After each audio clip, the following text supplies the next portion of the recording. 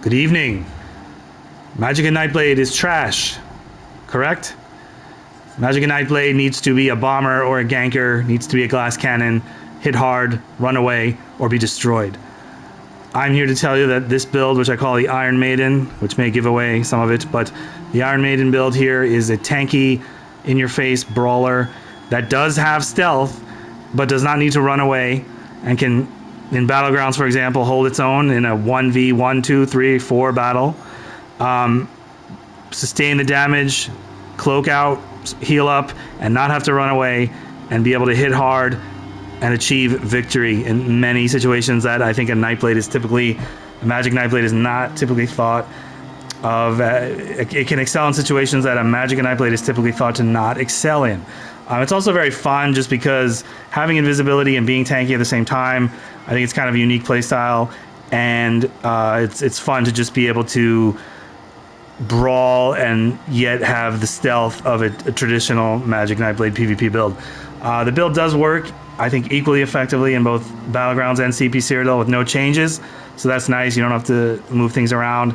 It's even harder to kill in Cyrodiil, I would say, than Battlegrounds due to the champion points, but I will go over all that right now. So let's get into the build. To start off, we are a High Elf Magic Nightblade with all points into magic. You could argue to put a few in health, but as you see here, you have 38,000 health. The back bar health on a Nightblade is different just because of the shadow passes, which I'll get into later. Slight difference in your health. Some people would argue that's a disadvantage, but it doesn't really, it's not a huge difference. 28.5, I think it was. 28.7 versus 30. Your health is in a good spot, and having a slight difference on the bars, I don't really notice it. It doesn't really matter. All points in magic, I don't think you need to put any points in health. You could consider it, I suppose, but the build works fine this way. We are a High Elf for the extra damage, magic, and then the stamina return. You don't really take advantage of the channel. We don't use any channel abilities, so that's not great. You could try Dark Elf, or I don't know that the race really matters that much. I would probably use, I think, High Elf, Dark Elf. You could probably even be an Orc or an Imperial, but we're going with High Elf just for these, because that's the character already was. But I don't know that it's that critical. Any race with damage and magic is probably best. I don't think you need the sustain of a Breton, so that might be a waste, but could certainly work. Anything else in the character sheet? So 4,000 base spell damage. It goes up to about 5,500 when fully buffed and procced, and another 600 does not even appear on the tooltip. So you have an effective spell damage of something around 5,900 or 6,000 when everything is up and running. The build hits hard just because Nightblade's skills hit hard, so that's fine. Recovery, as you can see there, the recovery is good. You have some skills that help with it, and you can heavy attack with a resto staff if needed. Occasionally I'll need to do that in a battleground, but not too much. So it's not a sustain is I think just right. Resistances, as you see there, you do get the major resolve buff when you use your main spammable, which we'll get into. So they go up a little bit higher on the back bar. They're basically slightly higher on the back bar because of the gear we're running. So yeah, what else? Witch Mother's Potent Brew is the main food that I use. You could use Clockwork Citrus. It's slightly better, a tiny bit more of each of these stats for like 10 times the cost. I don't think it's worth it. If you have it, use it. It doesn't matter that much. I think you do need Witch Mothers for the sustain though, and the Atronach Mundus. If you try to get away with Tri-Stat food, it's certainly doable. But I think your sustain will be a little challenging. Potion-wise, we basically use Tri-Stat pots. I've run this build by just using trash magic pots when I was just didn't have them on the character, and it worked fine. You could use Alliance spell potions if that's what you have, just for the recovery and the crit buff. So you could alternate, but I find Tri-Stats to be most effective, especially in Battlegrounds. If you're in Cyrodiil, you can use other potions. You don't need the Tri-Pots as much. Just because you have a little bit more stamina and you have a little bit more damage reduction and such. But Tri-Stats or Alliance spell pots if you want that buff, or whatever you prefer. That's it for that. So, what are we wearing? We are using Iron Maiden, War Maiden on the front bar only, using a two-handed sharpened maul for the penetration. The build, I did not mention, we're 13,000 penetration, plus we do have Major Breach at our disposal, so you're running around with about 19,000 penetration most of the time. So we use the maul and the sharpened trait for that purpose. War Maiden on the front bar, as I mentioned, which gives us critical chance, magic, more weapon and spell damage, and then that's the buff I was talking about. I don't have it. I have the weapon golded, but the set is not golded completely. So you get between 580 and 600 weapon and spell damage. That does not show up on your character sheet. So only to magic damage abilities, of course, not your healing, not other things. But when we get into the skills, it's most of what we're doing. So it provides a nice front barable set that gives a big boost to most of our skills. And our ultimate, missing out on just the light attacks from the two-handed sword, I do not believe benefit from this in any way, but that's kind of insignificant. Back bar set, we run Iron Blood, which is kind of a tough, it's a great set, very strong defensively, takes a little bit getting used to. It gives you a lot of armor, maximum health, so tankiness, and then when you get hit, it gives you this 30% unnamed buff. This would stack with minor protection, major protection, stacks with everything. It's a unique buff from the set. 30% damage reduction for 10 seconds. It's really strong. It does snare you. This build is not the most, it has some mobility skills and can move around. It's not a super mobile build, but it goes for tankiness and healing over mobility. And it works fine, but just be aware, Iron Blood may take a little bit getting used to. I had it for a long time and didn't really like it. I've tried it out on some other classes and got used to it and realized that it is, if you can get used to playing with it, you have to adjust your style a little bit. Get used to, you have to be tanky enough to not get destroyed if you can't move. But it definitely, once you get used to it, it's really strong defensively. So this is only on the back bar. We use a powered resto staff. You could go defending, I think powered, like I said, this is a healing dependent build in some ways. So I go with powered. And I use a poison, escapist poison, just to give a nice an immobilize, so you can light attack and stop somebody in their tracks, and gives you unstoppable for 4.5 seconds. So I like the back bar poison. I think it works very well. You don't have to use it, obviously. You could use a different enchantment or whatever. I don't think I mentioned weapon damage enchant on the front to increase our damage on the front bar as well. So then the resto.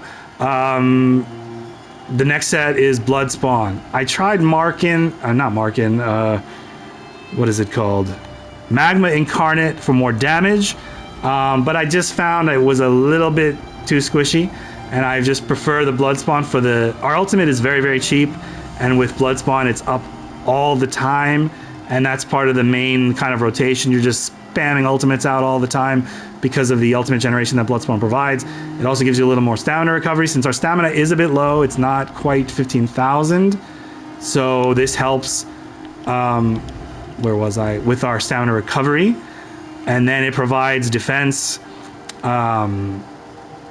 This is up kind of all the time, more or less, an additional 3,600 armor to stack with the rest of our tanky armor and all that. Obviously, you could try other monster sets and see what works best for you. I have not tried Balorg.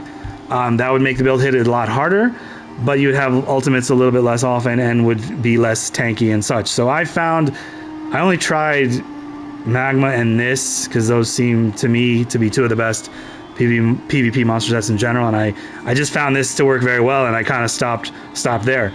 So didn't really look at anything else because this worked so effectively.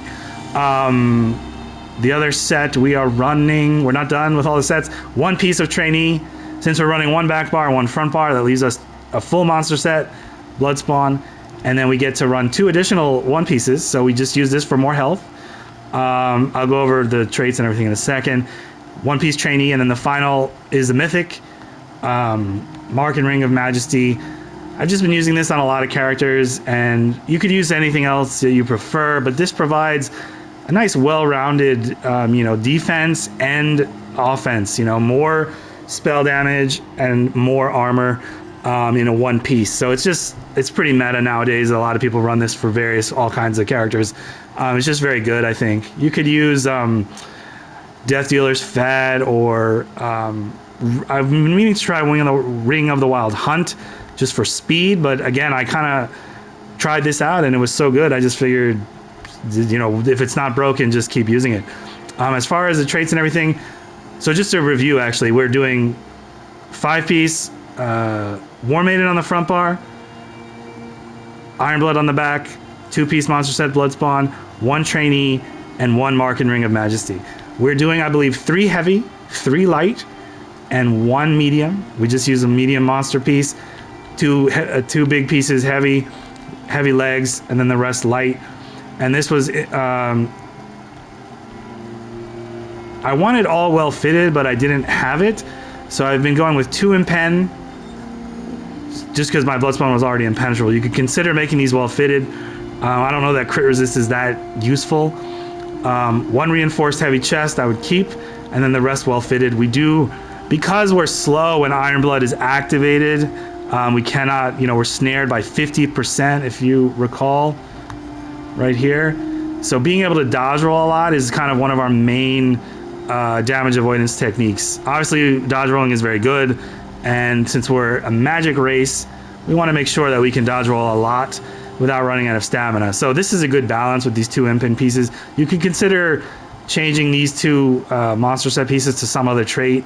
You know, you're getting only like not even 300 impen crit resist from these 2 pieces, which is probably insignificant. But I just didn't feel like changing it around just yet. So that's where we are there. We run 3... I didn't realize this was health. So ideally 3 tri-stats. So I do have 3 tri-stats actually. 1, 2, 3, and then the rest magic. For some reason I have this as a health. I never changed it. So, you know, adjust the traits as you see fit to get stats that are similar to mine.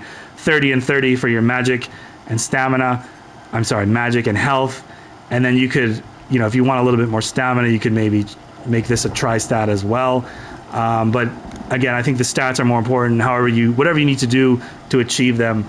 I have just below 15,000 stamina, which I didn't, you know, maybe takes a little bit of getting used to, but I think it's fine.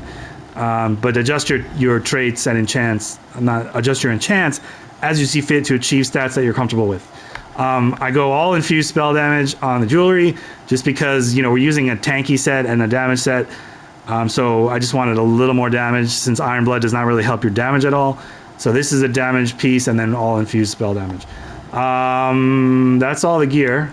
As far as skills, nothing too revolutionary, but we do use an execute. I find this, I tried playing without it. You don't have to use it. Just being able to, when people run from you because you're slow, as I've mentioned, being able to range execute someone is really nice. And the range is 28 in Battlegrounds, not 36, I think. But it's just very nice when someone's trying to escape from you and you get your Ironblood proc, and you're not able to sprint effectively. Having this, I find very useful. So I personally prefer it over like something like Inner Light, or I tried out the Executioner, the two-handed execute. I tried that as well, but again, being kind of slow, it's hard to land that, and this does hit quite hard. It's sometimes annoying because if they're at 20 health and they heal up before you can hit them with this, you wind up hitting them with an execute when they're above 25% health, and it doesn't really do anything. So that's kind of annoying at times, but it's still quite effective. Next skill is our burst skill. You have to use this basically. This is where a lot of your damage comes from. Merciless Resolve, which lasts a decent amount of time. It causes your light attacks to buff up your spell damage. Where is that part of it? Yeah, right there, 60%. So you get up to additional 300 spell damage. And then you get your giant bow proc, which then heals you if you're in melee range, which with this build, it is a melee build, so you will take advantage of that heal quite often. And obviously it hits quite hard. We're not even buffed up, and it's a 20,000 tooltip. So this is your sort of, you want to keep this up as much, basically this needs to be up all the time, as much as possible. Then our spammable, I don't know why we're getting dark here. So obviously it looks like this, and you want it up whenever possible. But this is what helps you get to that 6,000 spell damage. in addition to the Berserk enchant, and then Major Sorcery, which we'll get to. Spammable ability. This hits reasonably hard. Again, this is unbuffed. It does provide your stun. This is your main stun. Your only stun. Off balance. So you can, if they do block it and don't get stunned, you can heavy attack to stun them. And then it does give you the nice speed buff. So if you're walking along and you go into stealth, you go faster. So it's really nice. Provides you, and again, because Iron Blood is on the back bar only, we can kind of control when it goes off. So if you need super speed, you can do this and not have to worry about the Iron Blood snare activating unless you move to your back bar on purpose. So that's our main spam ability, our stun. Next ability is Shadowy Disguise. This is our cloak ability, obviously. When you're in stealth, you gain some benefits, obviously, being invisible, and then also, I'm in the wrong tree, right here. You get Major Resolve for 6 seconds, so this adds to your defense, and it lasts quite a bit. So if you'll see here, there's your Major Resolve for 10 seconds. Okay, and then it also gives you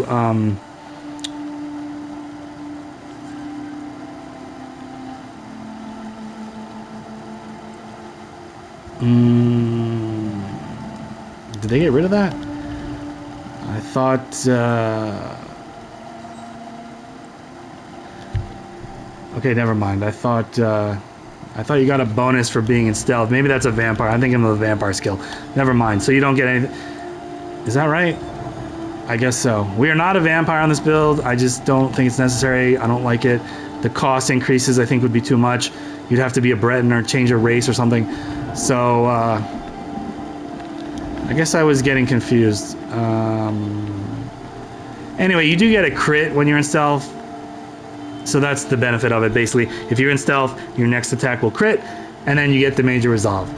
Next skill, sorry for that digression. This you want to keep up whenever possible. It does take, it will reveal you. If you're invisible and you cast this, they're going to know you're there. But its range is very great. So you can sort of open a fight with this. It lasts a while. It just provides a nice damage buff. You don't have to use it on every single person you're fighting, but anyone who's tanky, obviously, or has a lot of armor or a lot of health, you would probably want to use this. So it's very effective to just increase your damage boost. It costs nothing. It's free, so you can only put it on one person at a time, but in Battlegrounds especially, it helps kill people. And then when you do kill the enemy, you get a big heal and Major Berserk for a few seconds. So you could, again, try playing without this, use something else, but I do think for tanky opponents especially, it's very useful to have Major Breach to help you and your teammates, actually, because they'll benefit from this as well. And then, of course, our ultimate, Soul Harvest.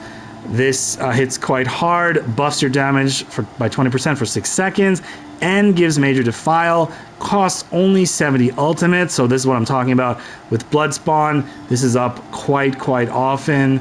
And then you gain ultimate anytime you kill anybody. So, very effective ultimate. You can use any ultimate you want. I think this verse works very well.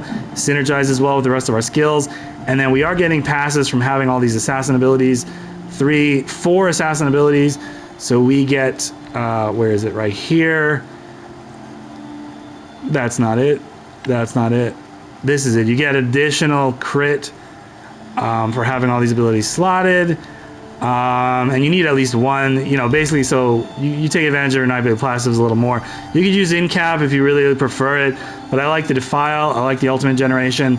I think it feeds into everything nicely, but you could, of course, use something else if you prefer. In a big group, Soul Tether is always nice. Group Stun, very nice, not that expensive either, compared to, it's more expensive. 150 is not bad. Very strong ultimate I like as well. We'll occasionally switch to that. On the back bar, we are using Degeneration. This gives us our Major Brutality and Sorcery now, so it will buff our light attacks a little bit, heavy attacks with the two-handed weapon, as well as giving us our spell damage boost. I have tried using other things here, but I do like the dot. It's not super strong, but it definitely increases the pressure. And I've tried using spell power potions to get my major sorcery buff and using a different skill here.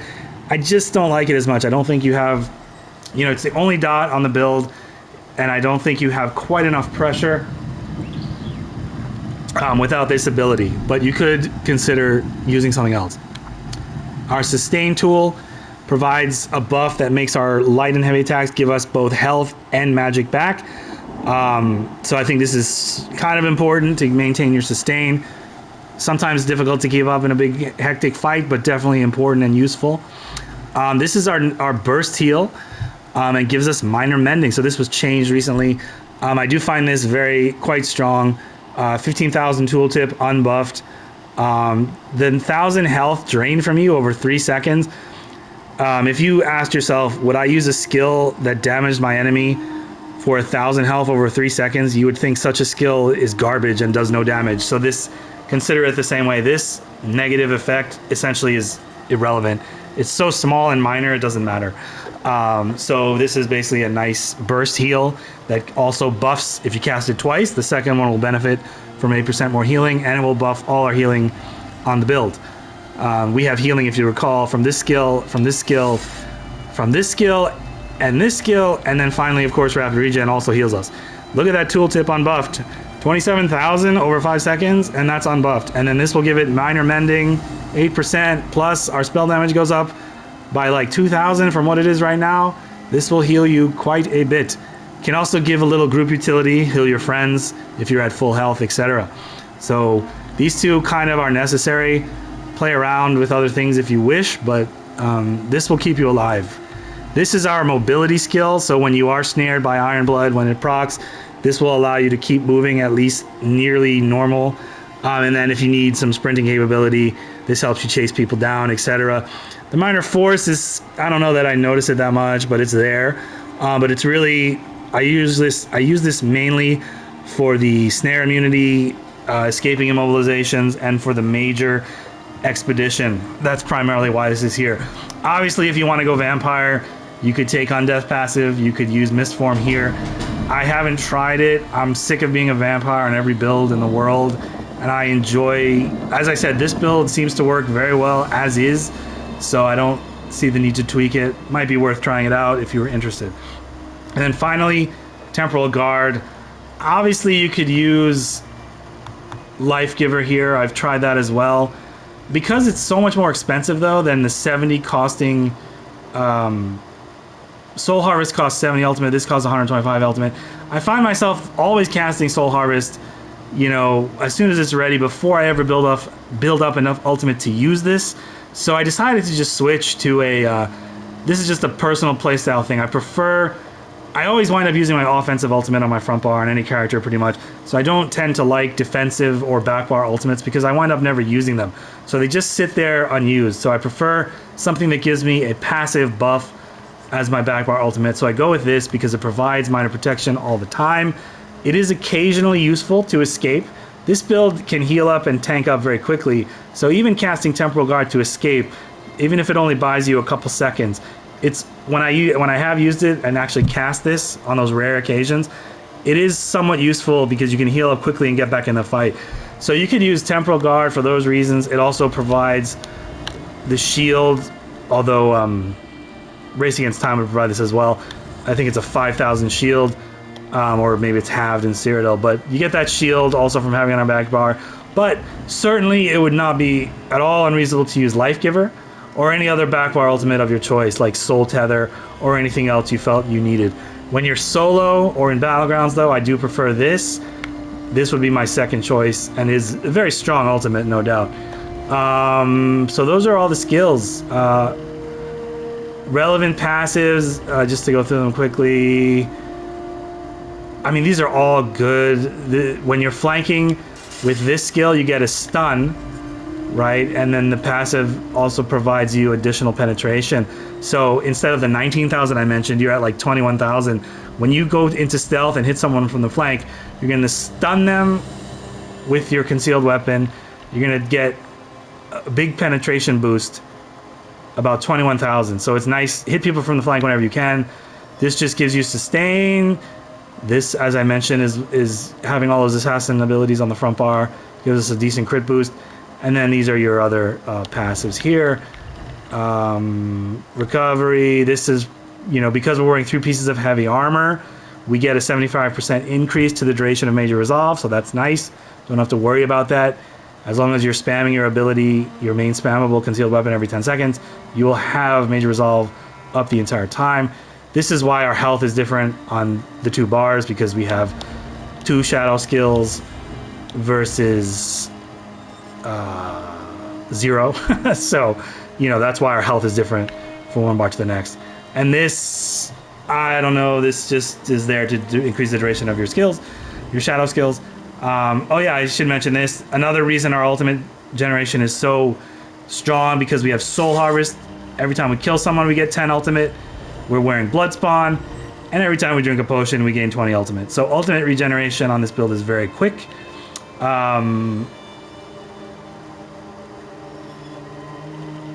We are not taking advantage of this passive on the front bar, unfortunately, but on the back bar, we are, right? So 32,000 magic on the back and 29 on the front. You know, again, minor disadvantage, maybe, depending on how you look at it, but not really noticeable when you play. Increases our healing, so this is nice as well, because on the back bar, we are getting 6% more healing. So our healing is quite strong. As you saw from the tooltip, our unbuffed 15,000, 27,000, then we get minor mending, and plus major sorcery and all those other buffs. Our healing, and this is with Battle Spirit active, by the way. So, you know, even when it's like debuffed by being in PvP, our healing is very strong. And we're using the powered restoration staff as well. You also can get, where is it? Major mending. So you get major and minor mending if you heavy attack with the Resto Staff. So you're restoring resources here, you're gaining major and minor mending. So healing on this build is quite strong, as I've mentioned a couple times already. And then the final passive, this is, again, not really significant. Obviously, you want all your 2-handed passives, your Resto passives, light, medium, and heavy passives. And finally, medicinal use to increase the duration of your potions. Let me go show you the rotation. Alright, so let's show you. So our base spell damage on the front bar is 40, 66. So we'll do this, we'll do some light attacks. So that's procced. Get our major sorcery. 5580, and that does not include War Maiden. So let me just show you people.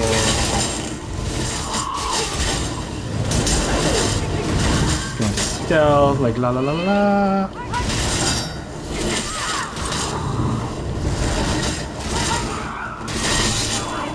So 5580, and then add, you know, 600 or so. So you're looking at like between 5,900 and 6,100 spell damage when you're when you're fully buffed. Okay, so these things, we should have looked at some tooltips actually. Let's do that again. Let's see like what our Merciless tooltip gets to. For example, buff that. 1, 2, 3, 4, 5 major sorcery. 24,000. This hits for almost 12,000. Our ultimate is 18,000. 27,000 rapid regen and a 15,000. You know, so you get the idea. When you're buffing up and stuff, your tooltips get a lot higher. Oh, and I never mentioned, I don't think, War Maiden buffs magic damage skills. So it buffs Impale, Merciless Resolve, Concealed Weapon, and Soul Harvest. So that's pretty much every skill we're using. It doesn't buff. It actually does buff. I think if you cast this and flip over, I'm not 100% sure if this gets buffed when you swap bars. It is magic damage. I'm not 100% on that. Your light attacks from your resto staff will not be buffed because even though they are magic damage, you don't have War Maiden on the back bar. And your light attacks with this, looks like a sword, but it's actually a maul, will also not get buffed because they're physical damage and not magic damage. So it does buff all the major heavy hitting abilities that we're using. So as far as rotation goes, you want to, how do you play the build? Well, these two buffs should be up at all times. Siphoning attacks and Merciless Resolve. You can cast them out of combat whenever you feel like it. When you approach, I typically will start on the resto bar, light attack, entropy. So now they have a dot. Throw the light attack, entropy gives you the stun maybe, and then the dot and major sorcery. Then you can cast your Reaper's Mark from a distance, and then close in. You know, if they're tanky, you might want to stealth it out. So the basic combo obviously is to hit Soul Harvest first, which then buffs everything by 20%, and then Merciless Resolve if it's ready. The problem with that is that it's kind of predictable, it's dodgeable, etc. So you don't want to do that over and over and over again. You know, so here, for example, you'd want to cast your ultimate before Merciless Resolve to make it hit 20% harder if the guy hadn't already died. But, and that's fine. Like, so here, for example, get this 1, 2, you want to light attack all the time. I'm just gonna get ultimate. So you want to do this and maybe go into stealth, heavy attack. Anyway, by the way, just to mention, you could do this build with dual wield. It'd be very similar. You would get the advantage of 2 traits, but I do like two-handed for this reason. You get a burst of stamina recovery. Again, our stamina is a little bit low, under 15,000, so this gives us more recovery. And then this, you can heavy attack into any skill you want, which is very effective when you're in stealth. You can go into stealth, do a fully charged heavy attack, and then land your ultimate, or your Merciless Resolve, or your Execute, or your Concealed Weapon. You don't get this with dual wield, you don't get this with dual wield. The damage will be very similar, because you'll get heavy weapons for this, versus Twin Blade and Blunt with dual wield, which is essentially the same passive. So you'll get the same penetration from using 2 maces as you would from a maul, which you'll see here. It would be the same, basically. Where is it? Yeah. I think it's, yeah, when you put 2 points in here, it'll be the same. I do have it leveled out. So you could, I do have, actually I have War Maiden swords, so I could do that. But I just generally prefer the two-handed. But you could use the other one. It would be fine if for whatever reason you didn't have the weapons or the skill line wasn't maxed out. But that's, so sometimes, you know, you want to put your mark on there and then go into stealth. You don't always want to do the same 3 skills, meaning your ultimate, Merciless Resolve, and your Execute in the same combination, because it's kind of telegraphed, and there's a cast time on the ultimate, and it's dodgeable. So, you know, change it up. Do things in different order. Maybe do your Merciless first sometimes, even though it's not the maximum damage, but just to confuse the opponent and not be so predictable. But, you know, don't always do the same combo over and over again with the same person. But here's what I'm talking about. You do fully charged heavy attack. Something like that. But keep these 2 buffs up whenever possible. Finally, I almost forgot the champion points. So blah blah blah, you know, green tree, whatever, ration or gifted, you know, use whatever. I do for night. The one change I make for Nightblades is I do use this 50% cost reduction for sneaking. You know, that's kind of a lot. I don't do that for other characters, obviously. You know, you do whatever you need here. I like some speed and food buffs. You know, making my food last longer. That doesn't matter that much. For these. Master at Arms for direct damage and Deadly Aim for increased single target damage. These 2 buffs apply to nearly everything we're doing. Our Execute, our Merciless Resolve, our Spammable Concealed Weapon, and our Soul Harvest. So these 2 they get double buffed by both of these. We don't have any AoE damage really, and we don't have any, well, I guess entropy would not be buffed by Master at Arms. Degeneration, sorry, used to be called structured entropy.